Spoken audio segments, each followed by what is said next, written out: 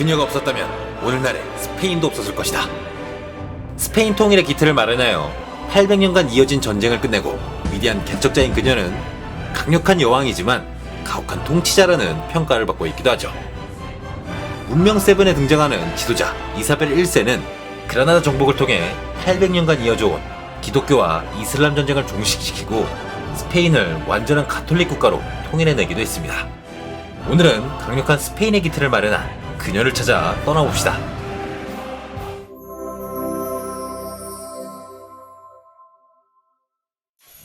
태양이 떠오르는 1451년 4월 22일, 현재의 스페인이자 카스티아 왕궁 안에서 한 아이의 울음소리가 울려 퍼집니다.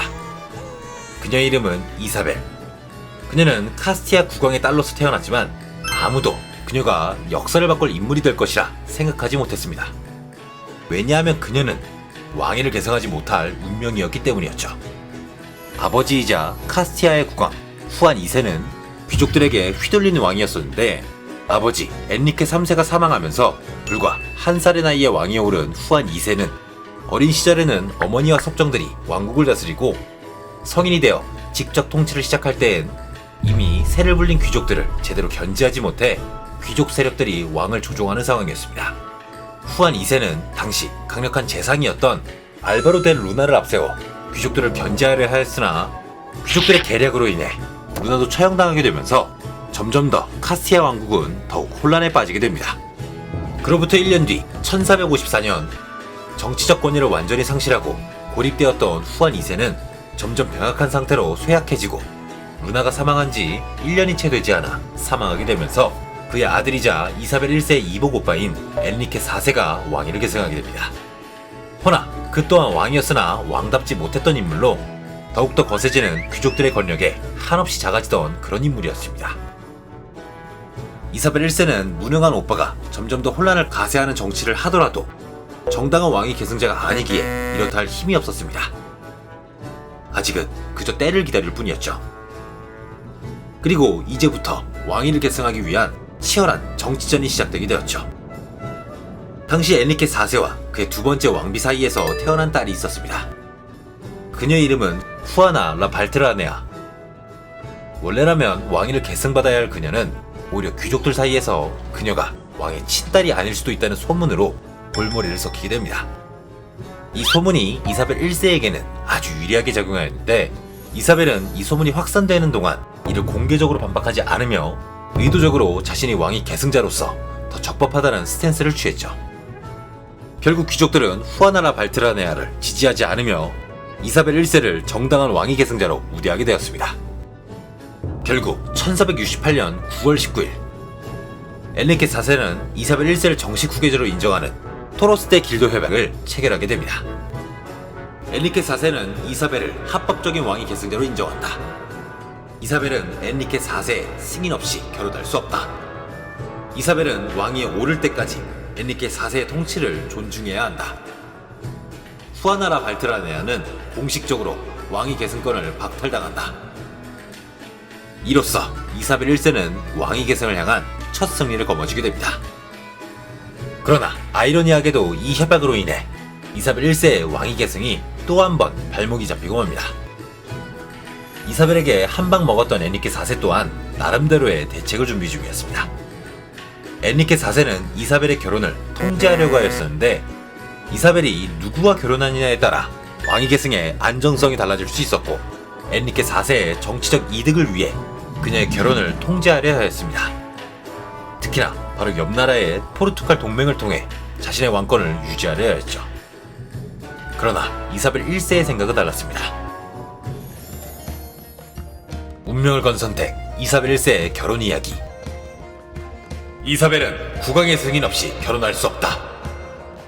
엔리케 4세는 그녀를 포르투갈 국왕 알폰소 5세와 결혼시키려 했습니다. 그리하면 카스티아 왕국과 포르투갈의 연합은 물론 엔리케 4세의 정치적 입지 또한 강화될 것이었기 때문이었죠.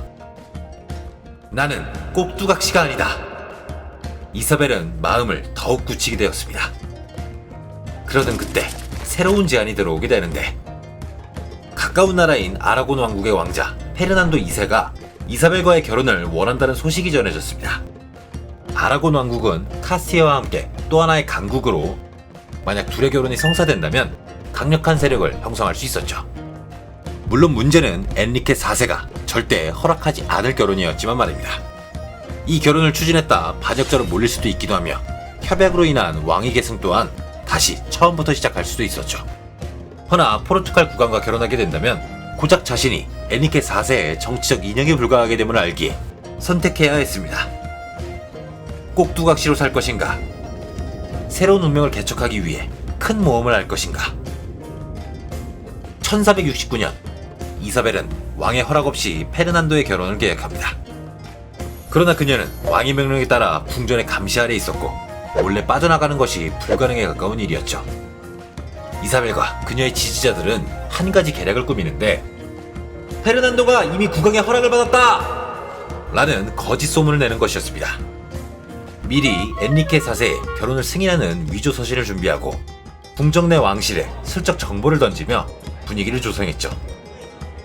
이사벨이 곧 결혼을 한다는 소문이 퍼지게 되며 경호원들은 조금씩 그녀에게 경계를 풀고 긴장을 늦추기 시작하였습니다.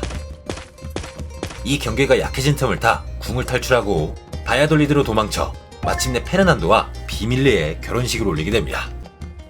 이로써 카스티아의 왕국과 아라곤의 연합이 결성되며 훗날 스페인 건국의 기반을 다지게 됩니다.